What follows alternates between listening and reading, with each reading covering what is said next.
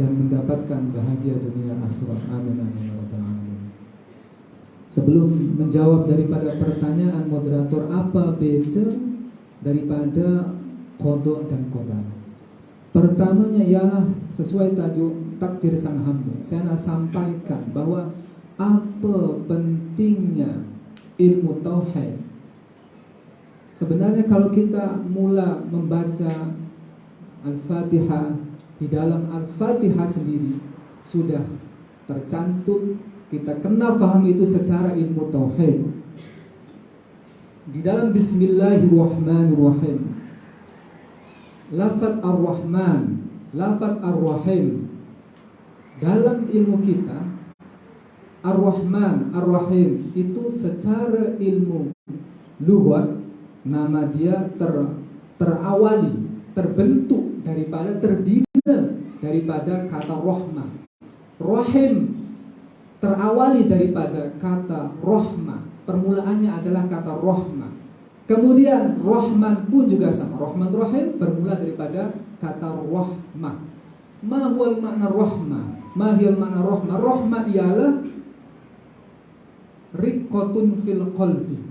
Di dalam ilmu istiqaq, jadi ilmu itu ada ilmu istiqaq, ilmu lughah, ilmu nahwu, ilmu sharaf. Di dalam ilmu istiqaq, rahmah ialah riqqatun fil qalbi, taqtadi syafaqah, yang mana jika ada rahmah di dalam hati, maka orang itu punya syafaqah, punya kasih sayang. Macam mana ada orang ini boleh berkasih sayang kepada sesama hambanya? Sebab punya syafaqah. Rahmah artinya riqqatun fil qalbi, hatinya punya syafaqah.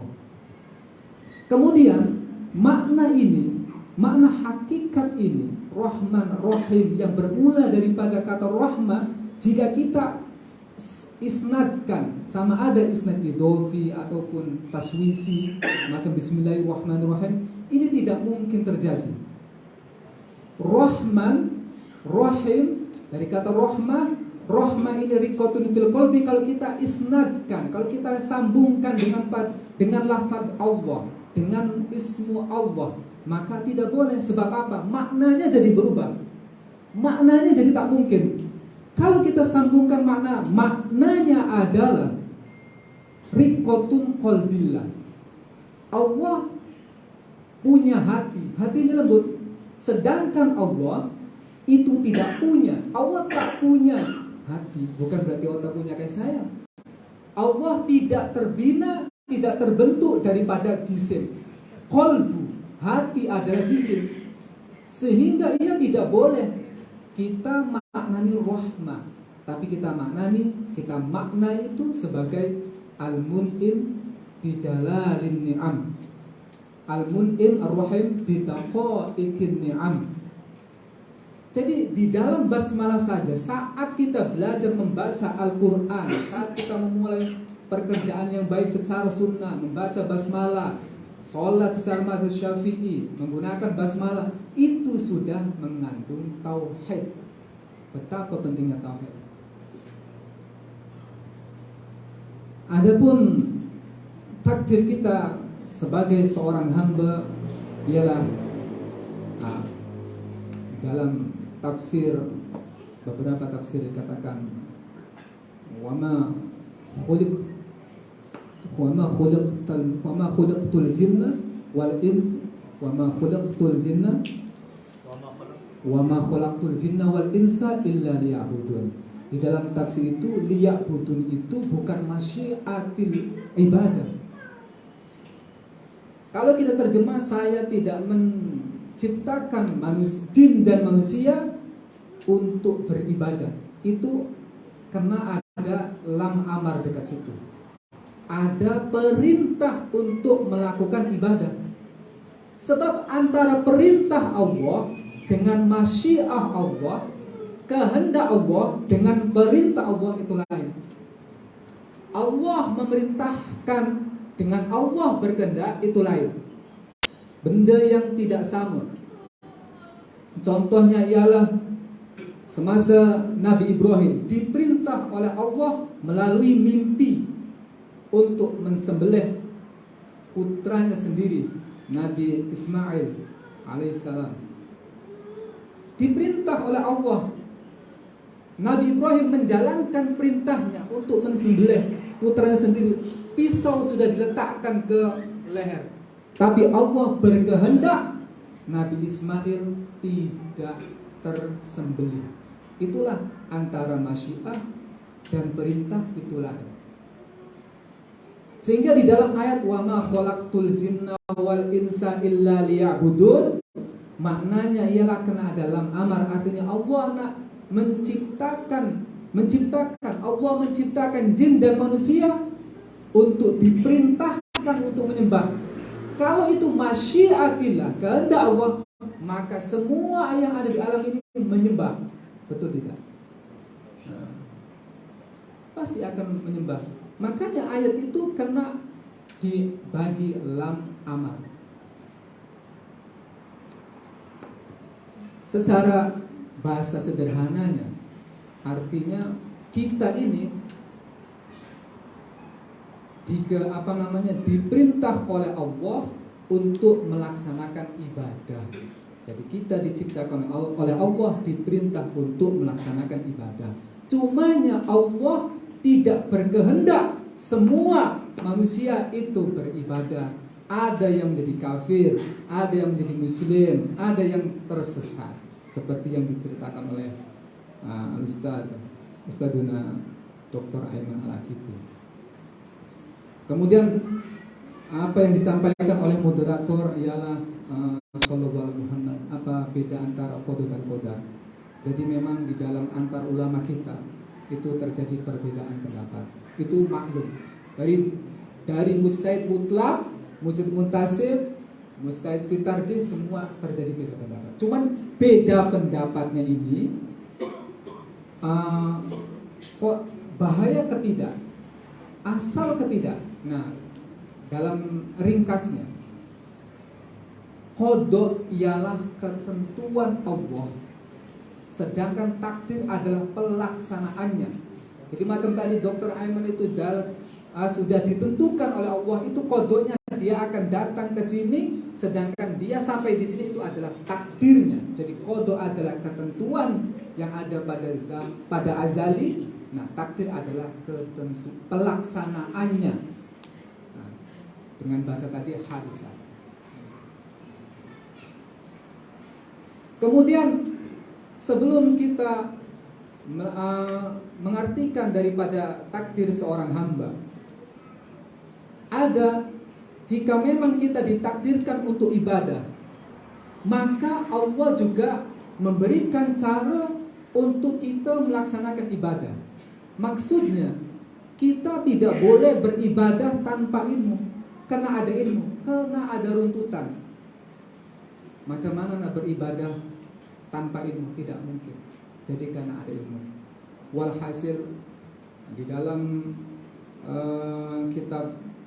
kitabnya Syekh Hasyim Asy'ari mengatakan bahwasanya wajib seorang hamba itu permulaannya kena menguasai satu ilmu dzat, ilmu tentang pembahasan zat Allah. Yang kedua, ilmu yang membahas sifat Allah. Dua-duanya ini terkumpul dalam kitab Tauhid. Ketiga, mengumpulkan dalam mengetahui tentang ilmu tasawuf, ilmu maqamat atau ilmu adab, ilmu membersihkan diri daripada akhlak-akhlak buruk. Oh maaf, satu ilmu dzat, kedua ilmu sifat, ketiga ilmu fikah. Ilmu fikah ini tidak semua bab, tapi wudu, sholat, kalau masa puasa berarti puasa. Sebab jika kita tanpa ilmu merasa diri sudah baik, itu banyak. Contoh jika orang tanpa ilmu sesuai dengan perasaan saja, tanpa mengaji kepada ulama, maka dia akan tertipu. Di dalam Al-Quran, Allah memberi alasan kenapa, mohon maaf, babi itu haram. Walahmal khinzir li'annahu rijsun. Li'annahu, domir hak ini kita kembalikan kemana? Ke laham, ke khinzir. Jika ia kembalikan ke laham saja, maknanya yang haram itu cuma lahamnya saja. Selalunya orang akan mengembalikan domir ini kepada lahm. Tapi ternyata di dalam kitabnya Al-Isnawi mengatakan, di dalam kitab Al-Kawakib Ad-Durai fi takhrij masail fiqhiyah ala masail nahwiyah, itu mengatakan bahwa domirnya itu kembali kepada khinzir, sehingga segala sesuatu tentang khinzir itu haram.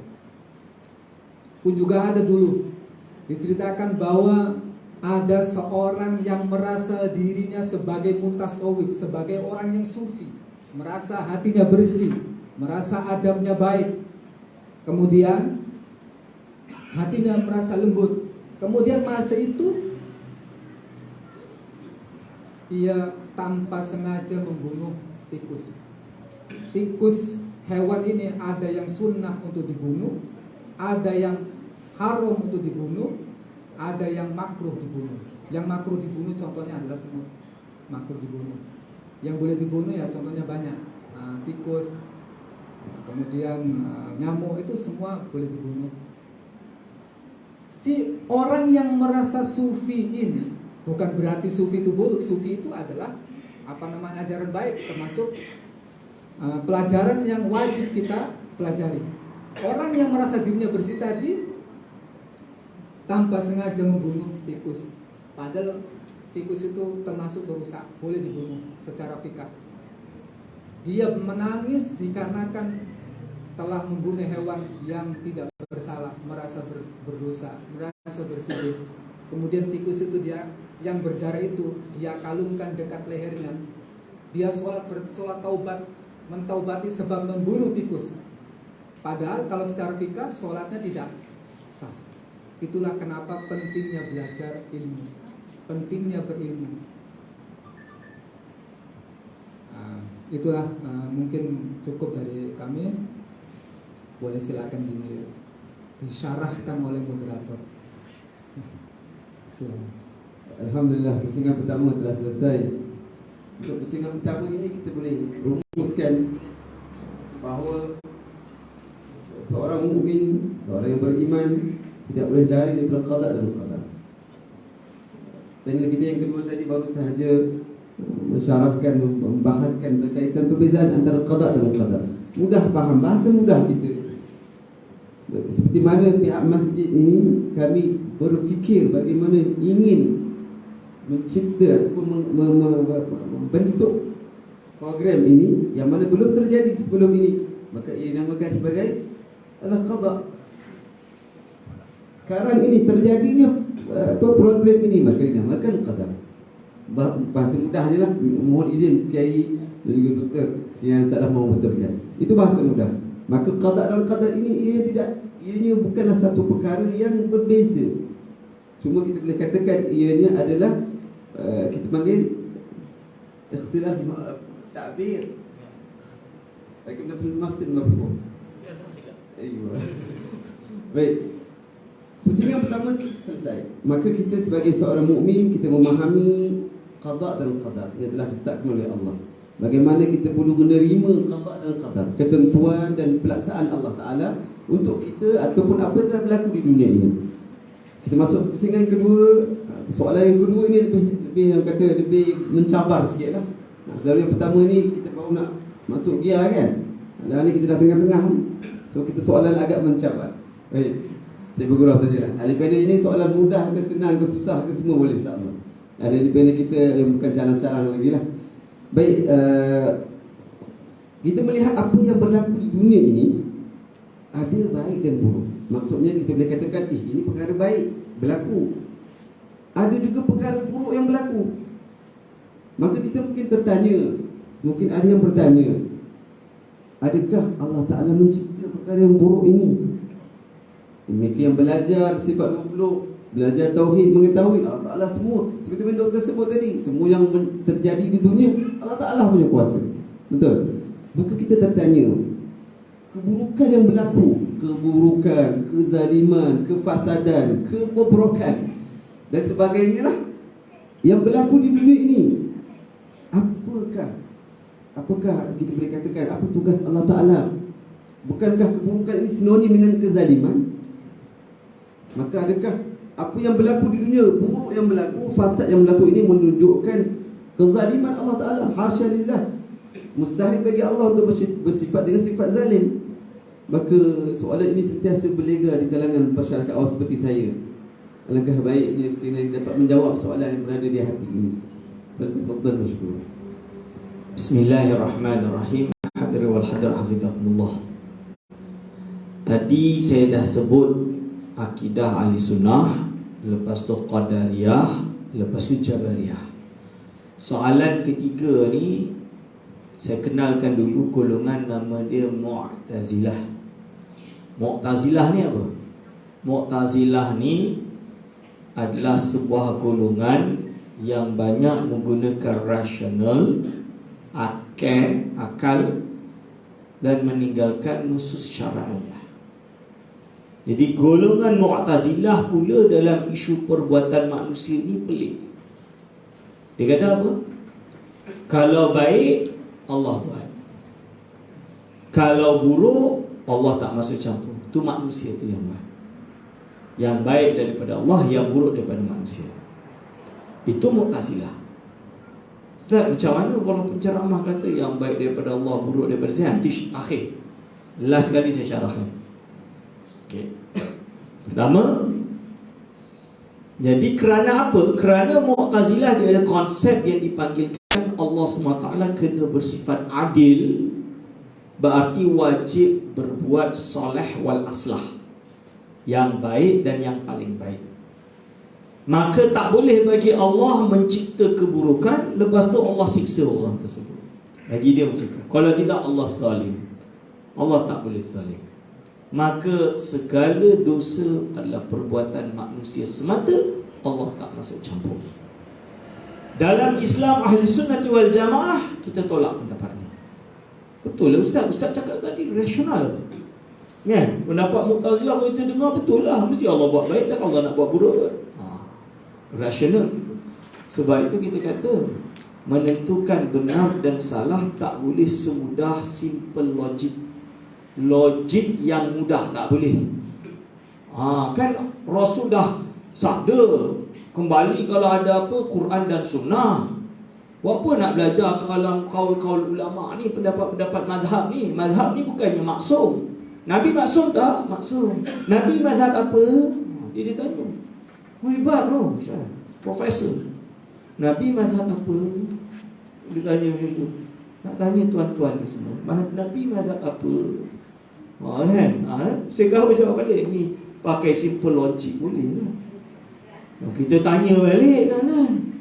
Siapa yang baca semua kitab sunnah nak tahu hukum hakam?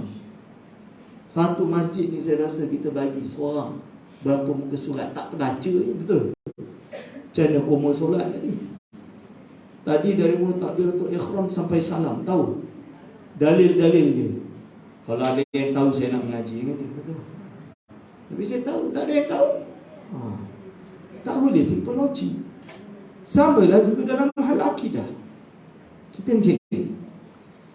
Pertama, Nas kata Allah SWT menciptakan baik dan buruk. Betul?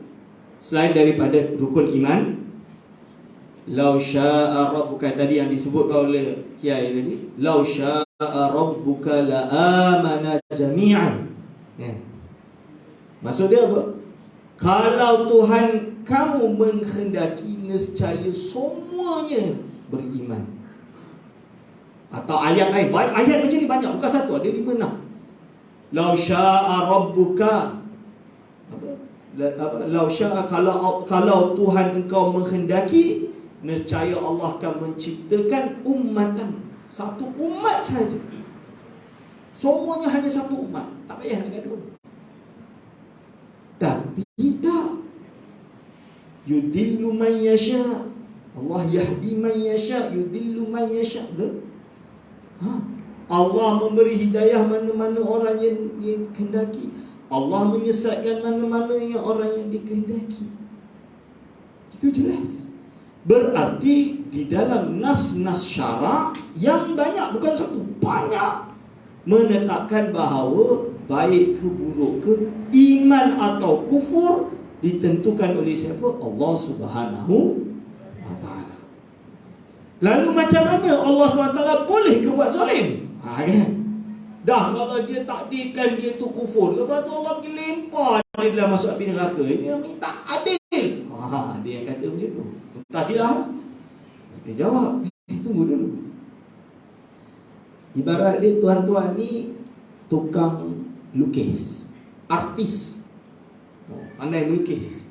Saya terus terang lah, saya ni tak pandai melukis. Tulisan saya ni lebih teruk dia cakap ya. Jadi apa yang ada kira. Bayangkan tuan-tuan ni tukang lukis. Tuan-tuan beli kertas, ambil pen, lukis. Punyalah cantik. Saya tak pandai lukis, saya tengok cantik dah ni Syekh. Tuan-tuan yang lukis tu cantik apa, hodoh macam ni, tak pati aku ambil, koyak, lempar dalam tong sampah. Adil tak kertas? Adil ke tak bagi kertas tersebut? Cuba kita tanya dia, adil atau tidak kertas tersebut? Dilempar, buang dalam tong sampah. Tak. Ada yang kata adil tak? Saya kata adil. Kenapa? Lah, tuan-tuan yang punya kertas, tuan-tuan yang pergi lukis, tuan-tuan tak puas hati, dia api lah. Terserah lah nak apa. Belum tahu, tengok orang. Saya kalau tulis buku, tulis artikel, tulis jurnal kan, dah habis satu page, tak puas hati lah, saya delete, hilang semua. Adil tak? Dah penat, dia wujudkan laptop saya. Lepas tu saya pergi delete dia, pergi buang dia. Adil tak? Kenapa tak ada? Saya tulis. Saya ni pasal lah nak buat apa, betul? Kita ni siapa tu? Who are you? Kita ni siapa? Dah kenal diri belum? Ni ilmu kenal diri yang sebenar ni lah dia. Dah kenal diri belum? Kita ni siapa? Kita ni makhluk Allah. Yang ciptakan kita Allah. Yang bagi tangan, bagi mata, bagi kaki, bagi kepala, boleh bernafas, tak bernafas dan lain-lain. Ini siapa? Allah. Sekala Allah nak buat orang tu macam tu, kita nak buat macam mana? Rasulullah SAW, dia ada orang-orang yang dia cintai tapi tidak beriman. Dia ada pakciknya yang dia sayang.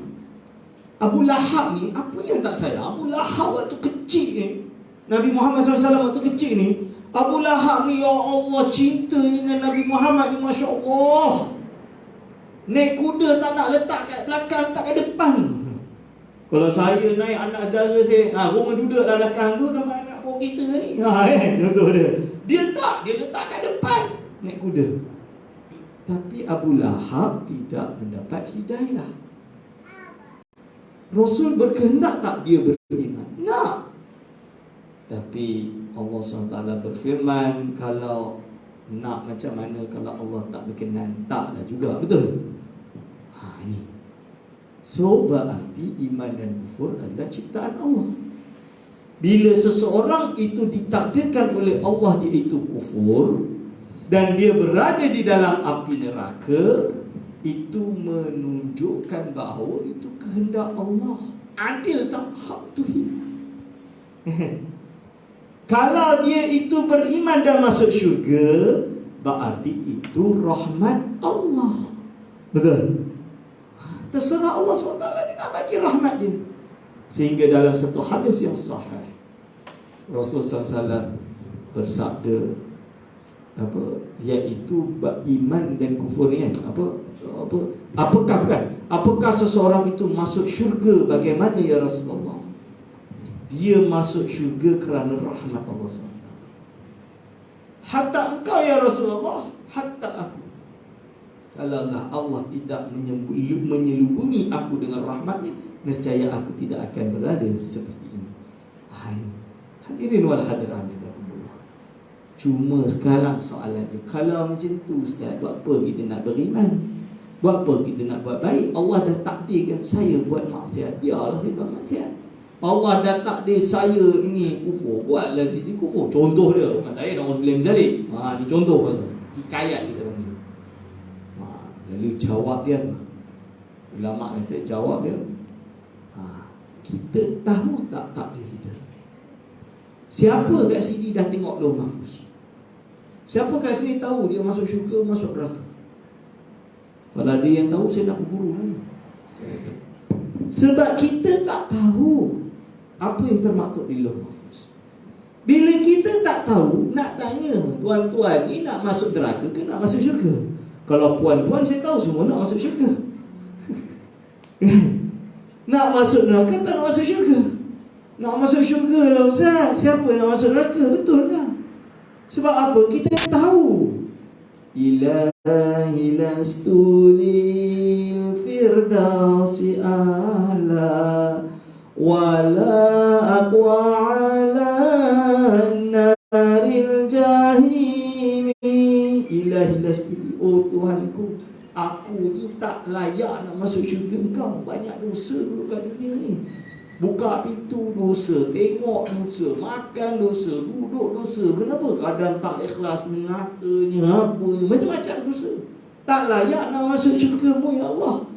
Tapi wala aqwa ala naril jahimi. Kita ni tak kuat, aku tak kuat nak masuk neraka jahanam. So nak masuk syurga. Kalau nak masuk syurga, kita tahu redha Allah berada pada ibadah. Buat baik, kita buat baik. Jauhkan benda yang dilarang, ya? Kerana lazimnya kalau orang buat baik, masuk syurga lah.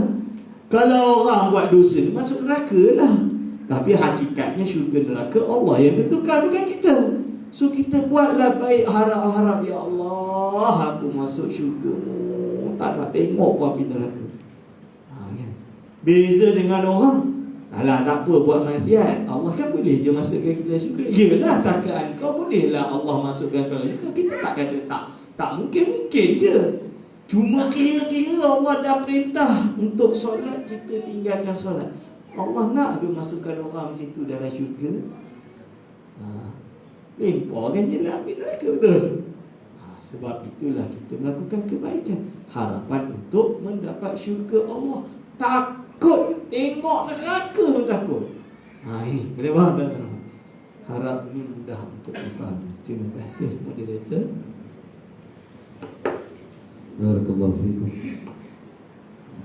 Alhamdulillah, saya sedikit menjawab soalan kita berkaitan bolehkah kita nisbahkan kezaliman itu kepada Allah Subhanahu wa taala sebagai seorang hamba yang tidak mempunyai apa-apa. Jadi tidak ada apa-apa. Semua hanya daripada Allah Subhanahu wa taala. Baik, untuk penutup untuk pusingan yang kedua ini, saya persilakan Al-Fadhil Kiai dan Kiai. Sebelum ini Ustaz Kiai pernah menerangkan berkaitan perbezaan qada dan qadar. Kita mungkin tertanya, bolehkah qada itu berubah? Kita telah tahu beza antara qada dan qadar. Mungkin akan ada kita bertanya, boleh tak qada itu yang telah ditetapkan oleh Allah itu berubah? Seperti yang telah ditetapkan dahulu, berubah. Mungkin ubah melalui doa, mungkin ubah melalui usaha. Maka dipersilakan kepada Ustaz. Bismillahirrahmanirrahim. Bolehkah qada ataupun qadar itu boleh berubah? Sebagaimana kita maklum di dalam ilmu tauhid kita bahawa qada itu sama ada qada ataupun qadar itu terbagi kepada dua. Satu, qada yang mubram. Yang kedua, qada yang mu'allaq. Ringkasnya, qada mubram ialah qada yang tidak boleh dirubah. Tak mungkin boleh dirubah. Tak boleh dirubah. Jika Allah telah menentukan seorang hamba ini mati